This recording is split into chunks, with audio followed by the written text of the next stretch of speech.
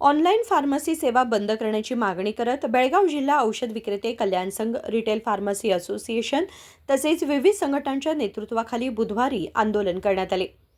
शहरातील कन्नड साहित्य भवन येथून जिल्हाधिकारी कार्यालयापर्यंत पायी मोर्चा काढण्यात आला. आंदोलकांनी हाताला काळे पट्टे बांधून ऑनलाईन फार्मसी विरोधात घोषणाबाजी करत संताप व्यक्त केला. ऑनलाईन माध्यमातून कोणत्याही नियंत्रणाशिवाय औषधांची विक्री होत असून त्यामुळे अँटीबायोटिक्स तसेच व्यसनाधीन करणाऱ्या औषधांचा गैरवापर वाढत असल्याचा आरोप आंदोलकांनी केला.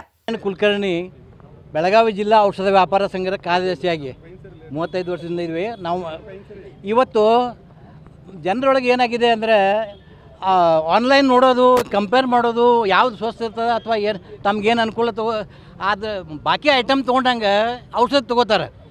ಆದರೆ ಏನಾಗಿದೆ ಅಂದರೆ ಆನ್ಲೈನ್ದಾಗ ಔಷಧ ತೊಗೊಳಕ್ಕೆ ಹೋದ್ರೆ ಅಂದ್ರೆ ಅಲ್ಲಿ ಫಾರ್ಮಸಿಸ್ಟ್ ಇರೋದಿಲ್ಲ.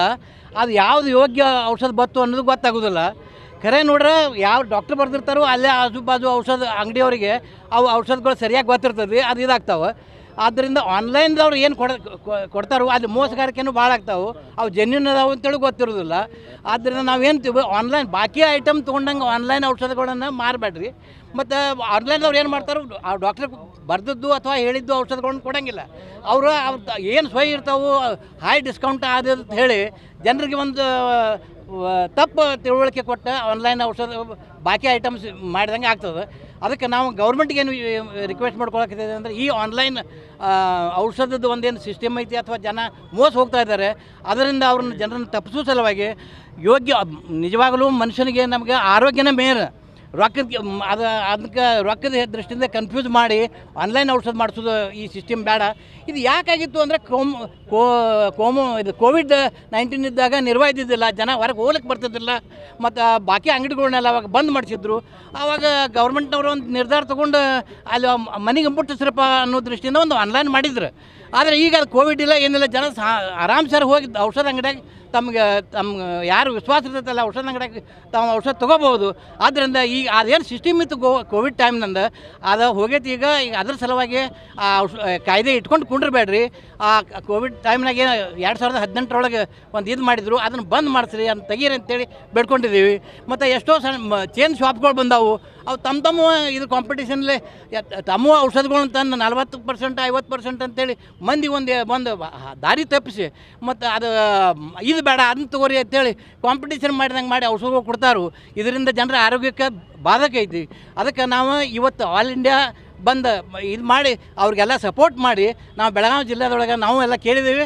ಆದರೆ ಯಾರಿಗೂ ನಾವು ಈ ಬಂದ ಮಾಡಿರಿ ಅಂತೇಳಿ ಫೋರ್ಸ್ ಮಾಡಿಲ್ಲ. ತಮ್ಮ ಮನಸ್ಸಲ್ಲೇ ಅವರ ಜನ ಬಂದ್ ಮಾಡ್ತಾ ಇದ್ದಾರೆ ಮತ್ತು ಅದ್ರ ಸರ್ಕಾರ ಅದಕ್ಕೆ ಸಹಕಾರ ಕೊಡ್ತಾ ಇದೆ. ನನ್ನ ಹೆಸರು ನಾರಾಯಣ್ ಕುಲಕರ್ಣಿ, ಕಾರ್ಯದರ್ಶಿ, ಬೆಳಗಾವಿ ಜಿಲ್ಲಾ ಔಷಧ ವ್ಯಾಪಾರ ಸಂಘ.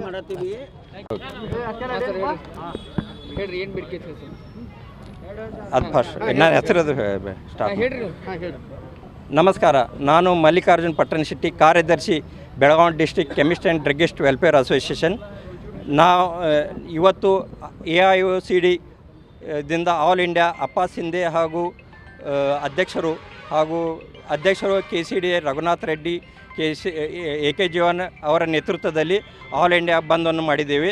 ನಮ್ಮ ಬೇಡಿಕೆ ಆನ್ಲೈನ್ ಫಾರ್ಮಸಿ ವಿರುದ್ಧ ಹಾಗೂ ಆನ್ಲೈನ್ದಿಂದ ಮಿಸ್ಯೂಸ್ ಆಗುವ ಅದರ ಬಗ್ಗೆ ನಮ್ಮ ಬೇಡಿಕೆ ಇದೆ. ಮತ್ತು ಡಿಸ್ಕೌಂಟ್, ಹೆವಿ ಡಿಸ್ಕೌಂಟ್ ಏನು ಕಂಪ್ನಿಗಳು ಕೊಡ್ತಾವೆ ಅದರ ವಿರುದ್ಧ ನಮ್ಮ ಇದು ಇದೆ. ಆನ್ಲೈನ್ ಫಾರ್ಮಸಿಯಿಂದ ಯುವಕರು ಮತ್ತು ಇದನ್ನು ಹೆಬಿಟ್ ಫಾರ್ಮಿಂಗ್ ಆಗ್ತಾ ಇದ್ದಾರೆ. ಅದರ ವಿರುದ್ಧ ನಮ್ಮ ಹೋರಾಟವಿದೆ. ಆದ್ದರಿಂದ ನಿಮ್ಮ ಪತ್ರಿಕಾ ಮಾಧ್ಯಮದ ಕಳಕಳಿಯಿಂದ ಸರ್ಕಾರಕ್ಕೆ ನಮ್ಮ ಮನವಿಯನ್ನು ಮುಟ್ಟಿಸಲಿಕ್ಕೆ ಕೇಳಿಕೊಳ್ಳುತ್ತೇನೆ. ನಾವು ಆಲ್ಮೋಸ್ಟ್ ಒಂದೊಂದು ಸಂಘಟನೆಗಳು ಭಾಳ ಅದಾವೆ. ಉಳಿದ ಸಂಘಟನೆಗಳು ನಮಗೆ ಬೆಂಬಲ ಸೂಚಿಸಿದ್ದಾರೆ. ನಮ್ಮ ಸದಸ್ಯರು ಎಲ್ಲರೂ ಬಂದ್ ಮಾಡಿದ್ದಾರೆ. ಬೆಳಗಾವಿ ಡಿಸ್ಟಿಕ್ದಲ್ಲಿ ಆಲ್ಮೋಸ್ಟ್ ಎಲ್ಲರೂ ಬಂದ್ ಮಾಡಿದ್ದಾರೆ.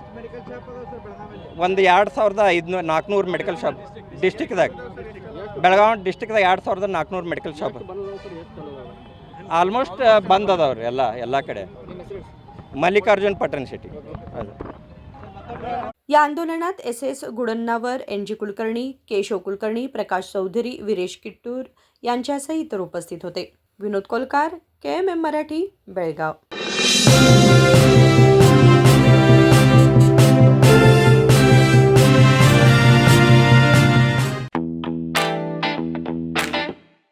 American, American, yeah. American collection में आओ, नई वैरायटी यहाँ पाओ, सबके लिए कपड़े हैं खास, American में खुशियाँ हैं पास, American, American. अमरकॉन कलेक्शन, खड़े बाजार, बेलगाम।